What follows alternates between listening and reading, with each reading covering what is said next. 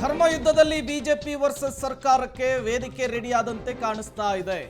ನಾಳೆ ವಿಧಾನಸಭಾ ಕಲಾಪದಲ್ಲಿ ಧರ್ಮ ಯುದ್ಧ ಜೋರಾಗುವಂತಹ ಮುನ್ಸೂಚನೆ ಸಿಗ್ತಾ ಇದೆ. ನಾಳೆ ಸದನದಲ್ಲಿ ಉತ್ತರವನ್ನು ಕೊಡೋದಕ್ಕೆ ಗೃಹ ಸಚಿವ ಪರಮೇಶ್ವರ್ ರೆಡಿಯಾಗಿದ್ದಾರೆ. ಎಸ್ಐಟಿ ತನಿಖಾ ಮಧ್ಯಂತರ ವರದಿಯನ್ನ ಬಿಡುಗಡೆ ಮಾಡಬೇಕು ಅಂತ ಹೇಳಿ ಬಿಜೆಪಿ ಬಿಗಿಪಟ್ಟನ ಹಿಡಿದಿದೆ.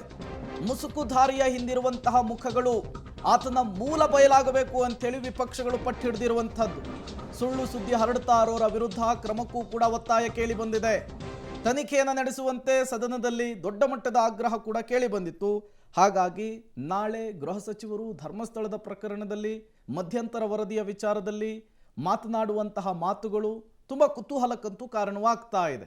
ಈಗಾಗಲೇ ಧರ್ಮಸ್ಥಳದ ಪ್ರಕರಣದಲ್ಲಿ ಲೆಫ್ಟ್ ವರ್ಸಸ್ ರೈಟ್ ಅನ್ನುವಂತಹ ಪರಿಸ್ಥಿತಿ ಹೇಗೆ ಕ್ರಿಯೇಟ್ ಆಗಿದೆಯೋ, ಬಿಜೆಪಿ ವರ್ಸಸ್ ಕಾಂಗ್ರೆಸ್ ಅನ್ನುವಂತಹ ಪರಿಸ್ಥಿತಿಯು ಕೂಡ ನಿಧಾನಕ್ಕೆ ಶುರುವಾಗದಂತೆ ಕಾಣಿಸ್ತಿದೆ.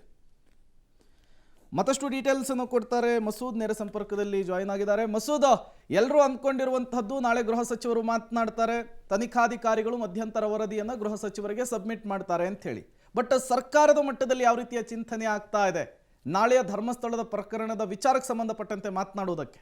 ಸಾಕಷ್ಟು ಒತ್ತಡ ಸೃಷ್ಟಿಯಾಗಿದೆ. ಧರ್ಮಸ್ಥಳ ಪ್ರಕರಣಕ್ಕೆ ಸಂಬಂಧಪಟ್ಟಂತೆ ಏನೋ ಒಂದು ಷಡ್ಯಂತ್ರ ಪಿತೂರಿ ಆಗಿದೆ ಅನ್ನುವಂಥದ್ದು ಸರ್ಕಾರದ ಮತ್ತು ಸರ್ಕಾರದ ಸಚಿವರ ಹಲವು ಶಾಸಕರ ಅನುಮಾನ ಕೂಡ ಹೌದು.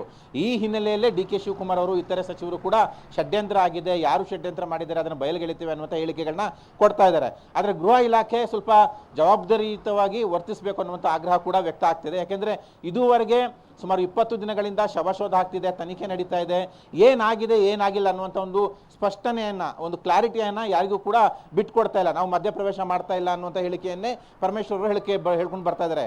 ಸದನದಲ್ಲೂ ಕೂಡ ನಿಯಮ 69 ಅಡಿಯಲ್ಲಿ ದೊಡ್ಡ ಮಟ್ಟದಲ್ಲಿ ಚರ್ಚೆ ಆಯಿತು. ವಿಪಕ್ಷಗಳು ಕೂಡ ದೊಡ್ಡ ಮಟ್ಟದಲ್ಲಿ ಸರ್ಕಾರದ ವಿರುದ್ಧ ಮುಗಿಬಿದ್ವು. ಯಾಕೆಂದರೆ ಮಧ್ಯಂತರ ವರದಿ ಬಿಡುಗಡೆ ಮಾಡಬೇಕು ಅಂತ. ಯಾಕೆಂದರೆ ಅಪಪ್ರಚಾರ ಜಾಸ್ತಿ ಆಗ್ತಾ ಇದೆ, ಗೊಂದಲ ಜಾಸ್ತಿ ಆಗ್ತಿದೆ, ಒಂದು ರೀತಿಯಲ್ಲಿ ಜಟಿಲತೆ ಕಾಣಿಸ್ತಾ ಇದೆ. ಏನು ಆರೋಪ ಮಾಡಿಕೊಂಡು ಅನಾಮಿಕ ದೂರು ಕೊಟ್ಟಿದ್ದೋ, ಕೋರ್ಟ್ನಲ್ಲಿ ಹೇಳಿಕೆ ಕೊಟ್ಟಿದ್ದೋ, ಅದಕ್ಕೆ ಪೂರಕವಾದಂಥ ಯಾವುದೇ ಶವಗಳು ಸಿಗ್ತಾ ಇಲ್ಲ, ಆ 11 ಮತ್ತು 6ನೇ ಪಾಯಿಂಟಲ್ಲಿ ಹೊರತುಪಡಿಸಿ. ಆದರೆ ಅದು ಕೂಡ ಇದಕ್ಕೆ ಸಂಬಂಧ ಇಲ್ಲ ಅನ್ನುವಂಥ ಚರ್ಚೆಗಳು ನಡೀತಾ ಇದ್ದಾವೆ. ಹಾಗಾಗಿ ಈ ಗೊಂದಲ ನಿವಾರಣೆ, ಧರ್ಮಸ್ಥಳದ ಮೇಲೆ ಏನು ಅಪಪ್ರಚಾರ, ನಿಂದನೆ, ಟೀಕೆಗಳಾಗ್ತಿದ್ದಾವೆ, ಇದು ಎಲ್ಲಕ್ಕೂ ಕೂಡ ಕಡಿವಾಣ ಹಾಕೋದಕ್ಕೆ ಮಧ್ಯಂತರ ವರದಿಯನ್ನು ಬಿಡುಗಡೆ ಮಾಡಿ ಅನ್ನುವಂಥ ಆಗ್ರಹ ಬಲವಾಗ್ತಾ ಇದೆ. ಹಾಗಾಗಿ ಇವತ್ತು SIT ಅವರಿಂದ ಒಂದು ಮಧ್ಯಂತರ ವರದಿ ಅಂತ ಹೇಳಲಿಕ್ಕಾಗಲ್ಲ, ಒಂದಷ್ಟು ಮಾಹಿತಿ ಇದುವರೆಗೆ ಏನಾಗಿದೆ ಅನ್ನುವಂಥ ಒಂದು ಕ್ಲಾರಿಫಿಕೇಶನ್ ಅನ್ನು ಗೃಹ ಸಚಿವರು ಪಡ್ಕೊಳ್ತಾರೆ. ನಾಳೆ ಅದನ್ನು ಸದನದಲ್ಲಿ ಅವರು ತಿಳಿಸ್ತಾರೆ ಅಂತ ಕೂಡ ಹೇಳಲಾಗ್ತಿದೆ. ನಾಳೆ ಏನು ಚರ್ಚೆ ಆಗಿದೆ ಸದನದಲ್ಲಿ ಅದಕ್ಕೆ ಉತ್ತರ ಕೂಡ ಗೃಹ ಸಚಿವರು ಕೊಡಬೇಕು.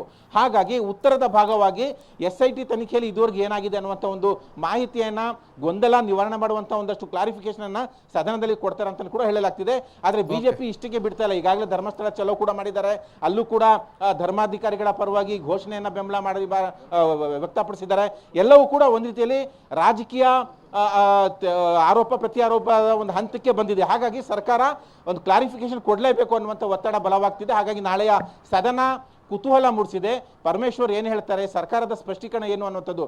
ಇನ್ನು ತನಿಖೆ ಮುಂದುವರಿಯಲ್ಲವಾ ಅನ್ನುವಂಥ ನಿಟ್ಟಿನಲ್ಲೂ ಕೂಡ ಕ್ಲಾರಿಫಿಕೇಶನ್ ಸಿಗುತ್ತಾ ಅಂತ ಕೂಡ ಕಾದು ನೋಡಲಾಗ್ತಿದೆ. ಒಟ್ಟಾರೆಯಾಗಿ ತನಿಖೆಯ ಭವಿಷ್ಯ ಜೊತೆಗೆ ಪ್ರಕರಣದ ವಿಚಾರ, ಏನೆಲ್ಲ ಆರೋಪಗಳು, ಆಗ್ರಹಗಳು, ಅದಕ್ಕೆ ನಾಳೆಯ ಸದನದಲ್ಲಿ ಕುತೂಹಲ ಮೂಡಿಸಿದೆ ಪರಮೇಶ್ವರ್ ಅವರ ಉತ್ತರ.